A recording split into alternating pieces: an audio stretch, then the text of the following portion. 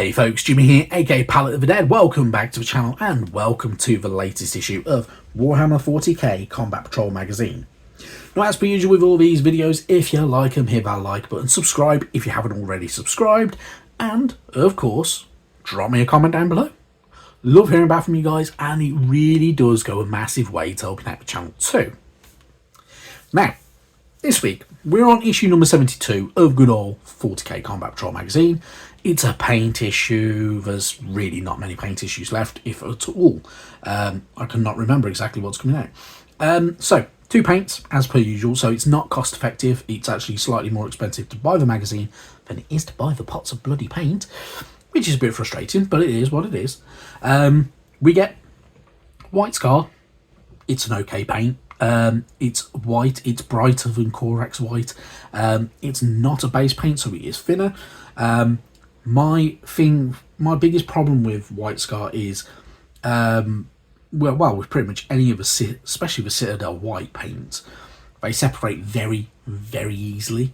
So, I mean, this one is slightly kind of separated, which is really frustrating, and it's going to take a lot of shaking to get it kind of right, if at all. But you can get better in dropper bottles with this, like the Duncan Rhodes White Star is better, in all honesty, and it has a mixing ball inside it already, so it's, you know, shakes really, really nicely. The other colour we get is Uriel Yellow. So, a bright yellow, brighter than Avon and Sunset. It's not the brightest yellow paint that you can get from GW. That would be Flash Kits, if I remember rightly. But yeah, it's pretty decent. It'll do exactly what you need it to do, and you can't knock it. So the painting guides in the magazine do give you some very good ways of utilising both paints, especially for edge highlights, which is really, really good. And that is exactly where we're going to start. So, updating your minis. So, we can now get to the point, if you're following along with the guide, where you can finish off minis and get them into the right place, so they are 100% done as far as the magazine's concerned. If you want to add to it, you can add to it. Personally, you don't need to. They do look really, really decent already if you're following the guide. So, White Scar and Uriel Yellow for your Space Marines. Dead easy, dead simple. It works a treat. Does actually do exactly what you need to do. You've got the nice edge highlights of a White Scar going across things like the shoulder pads, the Terminator Captain's armor, for instance, the trim of the helmets, and the iconography on the different the Crux Terminatus on the shoulder pads and legs and all that type of stuff. It works very, very well. So it does exactly what you need it to do, and job done. When you're done, you can have something that looks a little bit like that, which, yeah, can't knock. It does exactly what you need it to do. It looks pretty decent. It is really, really decent for a tabletop. You could literally compare that to the vast majority of Warhammer stores, and you're going to be having something that looks very similar. So obviously, the main thing you're missing, though, is certain icons on the shoulder pads from things like transfers and stuff like that, which we just don't get on with the magazine. Bit of a shame, bit annoying, but it is what it is. That does exactly what you needed to do. Job done. Then moving on, we can update our Tyranid. So if you're following the guide using Administratum Grey, White Scar and Uriel Yellow, you can update your Tyranids and make them look pretty good. I'm not going to lie, the Tyranid paint scheme in the magazine, some parts of it I kind of couldn't see where they were going with it, but actually it works very, very well. I'm not going to lie, it does have a really nice look to it. Eventually, one day, I might get around to actually painting mine. I've not even, well, I've primed some, but I haven't primed all of them. One day I might get around to doing it, and I might actually get around to painting it. Famous last words. Famous last words. If you want to update your Chaos Space Marines, obviously we can as well. Obviously using Uriel Yellow, White Scar and Administratum Grey, because, you know, you might want to update some robes and stuff like that. Now's your chance. So, in all honesty, it does a decent job. I personally do kind of disagree with some of it, though. I personally would go for a darker colouring over, especially the metalwork. So even if you've edge highlighted it with your with everything, I would darken that down again as well. The other thing that they haven't done is paint the flames coming off the book and the back plate on there, or the sensor. So you can update that as you will. So if you want to use yellow, use yellow. If you want to use reds, use reds. If you don't want to do either and you want to go green, go green. However, it does seem that they have completely missed it, unless I've missed a step somewhere along the lines, and I'm just not seeing it now. It is what it is. Anyway, moving on from there. I probably have missed it. Anyway, enough rambling. Genestealer cults. Finishing off your Genestealer cults using Uriel Yellow over the lights, edge highlights on certain areas, like little storage containers, that little sign, the parts of the like fuel tank for the mining equipment and stuff like that. Does retreat, I'm not going to lie, it does really work very, very well. It gives you a nice looking paint scheme. When you're done with it, you're going to have something that looks pretty good. The only thing I would definitely still want to do, and if you're feeling brave enough to do it, is that front part of the Goliath rock truck, rock grinder truck thing, whatever it's called, I can't even remember now. I would get some masking tape and do them hazard chevrons, because it can look fantastic. So there are different ways of doing it, whether you want to pull a layer of yellow on first, so get yourself some layer yellow on there, literally a couple of brush strokes up and down across it. You don't have to go into recesses, because you would have slightly different on the panels. Just get your masking tape, low tack masking tape, kind of taped across it, and it'll work fantastic. Then when you're doing the other side and you've got a little bit of a thick, get your right thickness that you want for your yellow chevrons, you can do the black over it and it'll work fantastic. And you can make something where it looks really, really cool, a bit more like the artwork that we've seen for it as well. So, and the kind of colour scheme that you can see on Warhammer.com. And if you want to kind of make little kind of chips into it, you can do things like that with it. You can use a little bit of Uriel Yellow to kind of highlight on the edge of panels and stuff like that. You can make it look really good, but entirely up to you. Anyway, moving on from there, we have more of our story Bonds of Honor, part 17. I must admit, I'm only up to part 10 because I have not been reading it. I have a couple of the good old Warhammer fantasy books on the go at the moment. I've got a couple of the old world ones. I've got the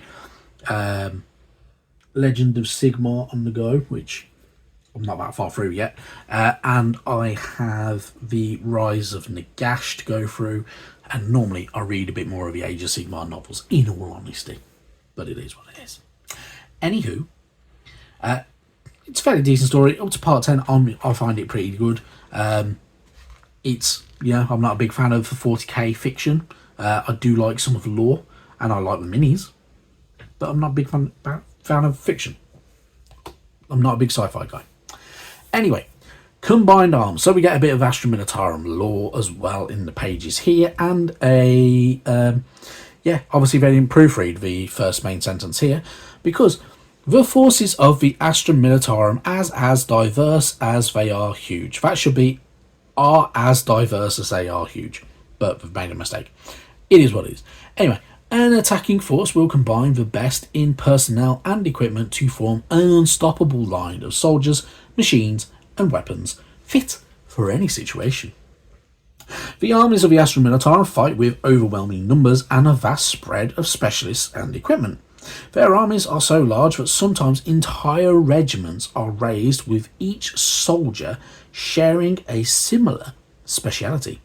However, on the battlefield, most forces are combined arms regiments containing a wide range of troops with mixed equipment and fighting styles.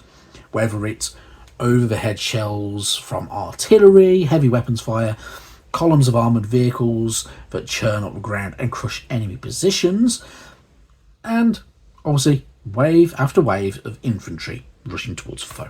So, pretty cool stuff. The Astra Militarum are a versatile army.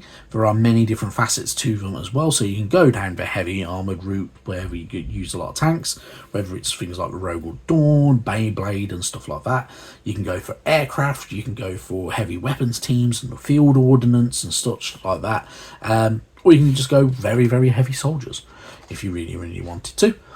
But pretty cool stuff. You can even include things like the Death Corps Krieg. You have specialist units like the Tempestus Aquilons and such like that, and more.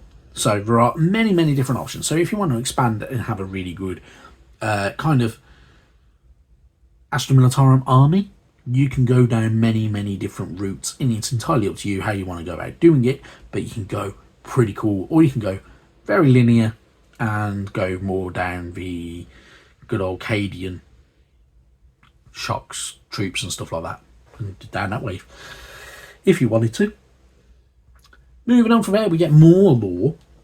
So all to do with humanity's resolve. So across the vastness of the galaxy, humanity faces innumerable perils.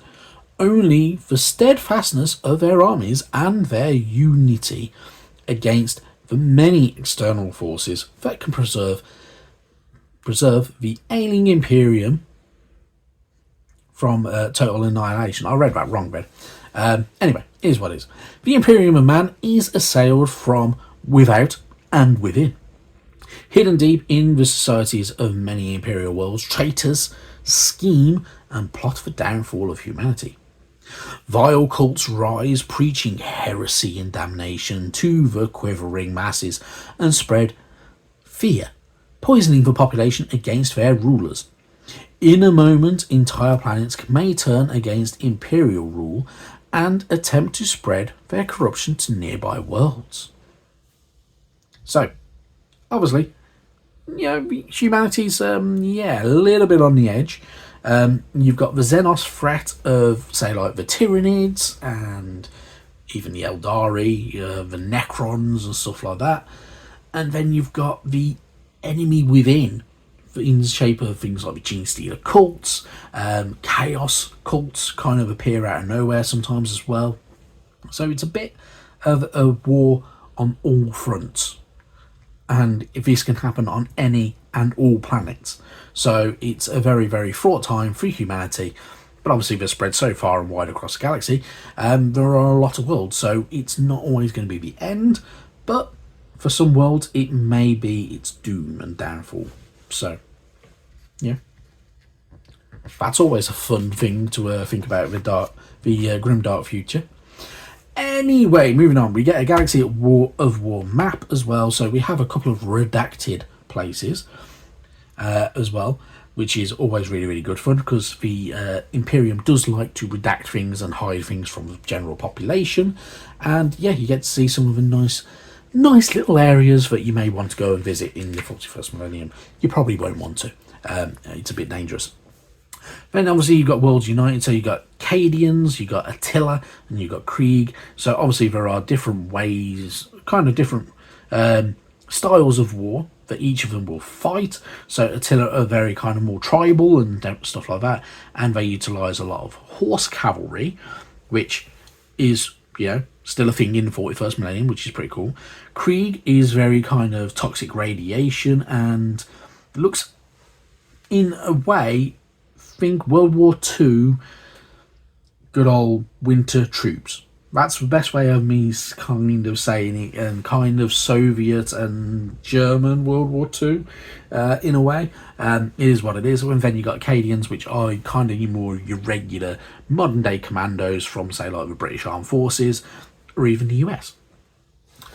Anyway, moving on from there, we get a new campaign. Campaign 23, the Astra Militarum going up against Space Marines, because you can do this, because maybe the Space Marines want to be a bit of a pain in the ass.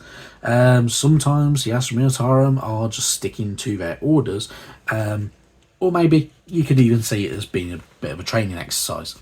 Entirely up to you. Then you get another campaign, the Tyranids versus the Astra Militarum. Obviously, Tyranids, big, dangerous, bitey. Astra Militarum, human. And probably tasty to be Tyranids. So, yeah, it is what it is. and pretty cool. So yeah, pretty good stuff, and very interesting all at the same time. Now, next week and the week after, issues 73 and 74, part 1 of 2 and 2 of 2 of our Cadian shock troops. We're going to get 20 Cadian shock troops across the 2 issues, which is pretty good. It's a really, really good number. There are many different ways of building them and getting them ready for the tabletop. So you can change different weapons, you can have a little bit of a tweak here and there, depending on what you want and how you want to build your army up. If you're going to be building a big army, you may want multiple of these 2 issues just to give you a load of shock troops. But that is your decision. Anyway, that is enough from me. Thank you very, very much for watching. I will see you sometime soon. And yeah, enjoy hobbying. Bye-bye now.